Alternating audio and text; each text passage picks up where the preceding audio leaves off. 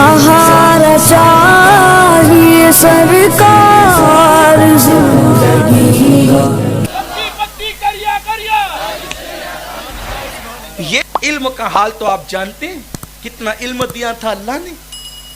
बहुत इल्म था, बहुत इल्म था, बहुत इल्म था। आखिरी उम्र के 20 साल किताबों का मुताला नहीं किया, लेकिन बगैर देखे मदरसे के बच्चों को पढ़ाते थे। तलबा इबारत पढ़ते थे, देखकर आप बगैर देखे उनमें खामी निकालते थे, फरमाते थे ऐसे नहीं ऐसे पढ़ो। मुझे भी कई मर्तबा इसका शरफ हासिल है कि मुलाकात के लिए गया तो देखा कि बच्चों को पढ़ा रहे हैं। हमने सोचा कि चलो हुसूल बरकत के लिए हम भी दर्स में शामिल हो जाएं। हुए दर्स में शामिल। मेरे आका सल्लल्लाहु अलैहि वसल्लम के दीवानों इबारत में गलतियां निकालते थे। एक मर्तबा ऐसा हुआ कि बच्चे ने इबारत पढ़ी, फरमाया गलत पढ़ रहे हो। कहा हुजूर ऐसा ही लिखा है। फरमाया मेरा नुस्खा लाओ। उनका नुस्खा लाया गया तो वही लिखा हुआ था जो हजरत फरमा रहे थे। इल्म इतना था। इल्म तो होता है, मेहनत से आ जाता है, कोशिशों से आ जाता है, लेकिन अमल कितना था।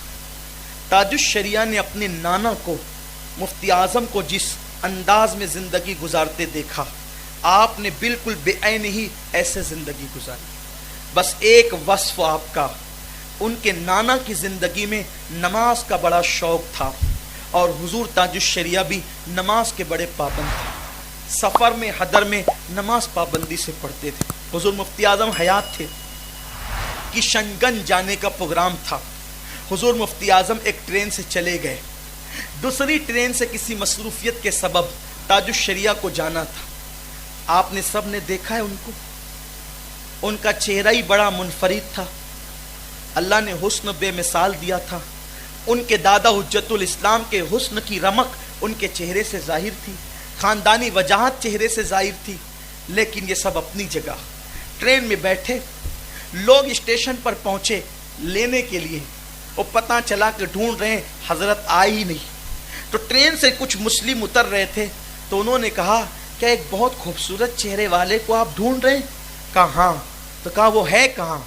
कहा मुजफ्फरपुर में नमाज का वक्त हुआ, वो शख्स उतर के नमाज पढ़ने लगे। गाड़ी सीटी देती रही लेकिन वो नमाज ही पढ़ते रहे। गाड़ी चल पड़ी, वो नमाज में मसरूफ रहे, नमाज नहीं तोड़ी, नमाज नहीं छोड़ी, गाड़ी छोड़ दी। अलबत्ता उनका सामान इसी में छूट गया है। आप लोग सामान उतार लो और फिर मालूम करो कि वो वहां से निकले या नहीं निकले। हुजूर ताजुश शरिया ने नमाज नहीं छोड़ी, ट्रेन छोड़ दी। नमाज नहीं, दर्जनों वाकयात हैं। नमाज की बड़ी पाबंदी करते थे।